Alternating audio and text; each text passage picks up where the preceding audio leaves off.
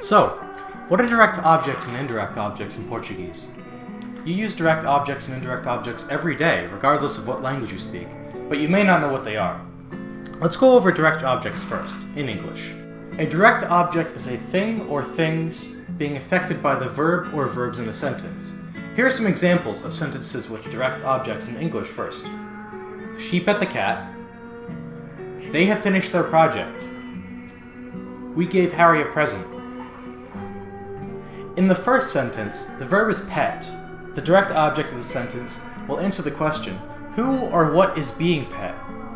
Obviously, in this instance, it's the cat that is being pet, so a cat is the direct object of the sentence. It's directly receiving the effect of the verb, which is, in this case, being pet. In the second sentence, there are two verbs, have and finish. So what has been finished? Their project has been finished. So project is the direct object of the sentence. What about the third sentence? The verb here is to give. But there's something different about this one. There are two things that are affected by the verb, Harry and the present. But all is not lost. Just remember to ask yourself, what is being given? The answer is clear, it's the present. Harry isn't being given to anyone in this sentence. Here's another way to think about it.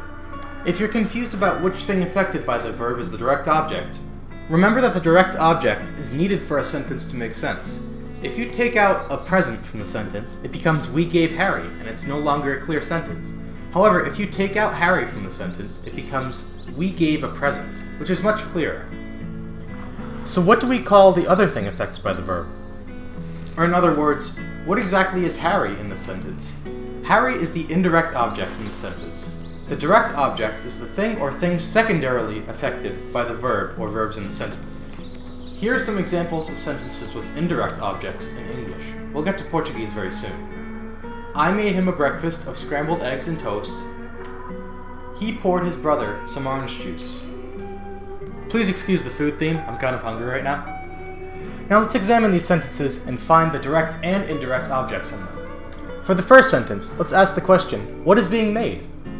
In this case, the scrambled eggs and toast are being made, so they are the direct object. What about the indirect object? Well, what in this sentence is secondarily affected by the verb? Clearly the speaker of this sentence made breakfast, but the boy was made breakfast by the speaker, so although he wasn't the direct object of the verb, he is indirectly affected by the verb. Thus he is the indirect object of the verb. What about the second one? Well, what's being poured? Certainly orange juice. You can't pour your brother, he's not a liquid. So orange juice is the direct object.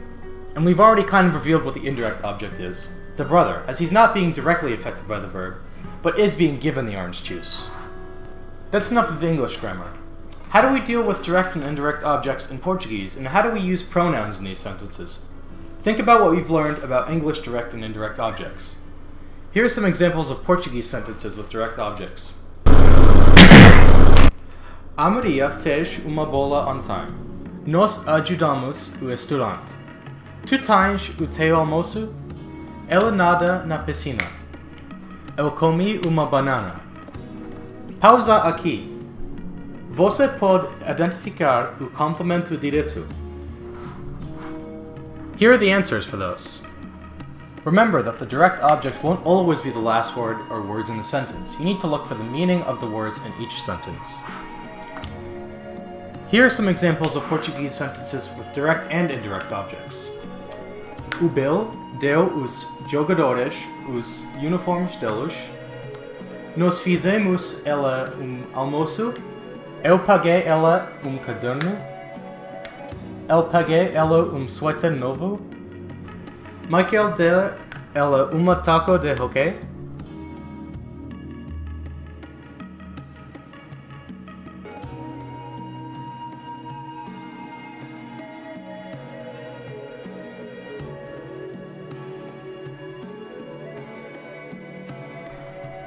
Here are the answers to those. Pretty easy, right? Hopefully you got all of those right, hopefully. Let's move on. How can we use pronouns in conjunction with direct and indirect objects? In English, we use pronouns like he, she, they, it, and all that stuff. They're usually used as a shorthand in situations where you and other people you're speaking to already know about the subject you're referring to. For example, if someone asks me if I'm going to the anti-disestablishmentarianism meeting, I would probably respond with, What? But if I knew what anti-disestablishmentarianism was, and that there was a meeting centered on anti-disestablishmentarianism and the discussion of anti-disestablishmentarianism, I would respond with, yes, I'm going to it, instead of saying, why yes, kind sir, I will be attending the anti-disestablishmentarianism meeting. It makes sense to use it instead of anti-disestablishmentarianism because it just takes longer to say anti-disestablishmentarianism. Anti-disestablishmentarianism. Anti-disestablishmentarianism. So how does this work in Portuguese? Let's say we have this basic sentence. Eu bebo água. What if I wanted to say, I drink it, because everyone knows I'm talking about water? I would say, eu bebo o. Here's a chart showing the direct object pronouns. If a sentence is positive and doesn't use a few choice words, the pronoun, in this case u, will be attached to the verb with a hyphen.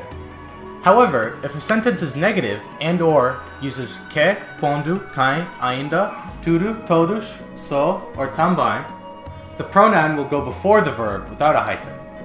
Oh, here are some more rules. If the direct object pronoun is preceded by a verb ending in R, S, or Z, that letter is dropped and the letter L is added to the beginning of the direct object pronoun. Then you hyphenate the two words as normal. Hopefully you processed that quickly. Remember these sentences? Now try to use pronouns with these sentences. Pausa aqui. Você pode conjugar os pronomes? Here are the answers. A Maria foi lá ontem. Nós ajudamos o. Tu tens o. Ela nada a. Eu comi a. Not so hard, right? Just a bit different from English. The pronouns used for indirect objects are different. Here's a chart for them. Use these in a sentence like Eu paguei ela caderno. If you use the indirect object pronouns, it would be Eu paguei-lhe caderno. Now use pronouns in these sentences from before. Pausa aqui. Você pode conjugar os pronomes? Here are the answers to those. O Bill deu-lhes o uniformes deles. Nós fizemos-lhe almoço. Eu paguei-lhe caderno. Ela paguei-lhe suéter novo. Michael deu-lhe taco de hockey. Again, hopefully you got those right. That's all for this video. Thanks for watching, and I hope you learned something. This video was heavily inspired by videos created by Vihart and 12tone. If you want more of this content, please support them. Their links are in the description. Here's my SoundCloud. Shout out to Flying Yoku. Shout out to Moist and Risen. Here's some beautiful music. Goodbye.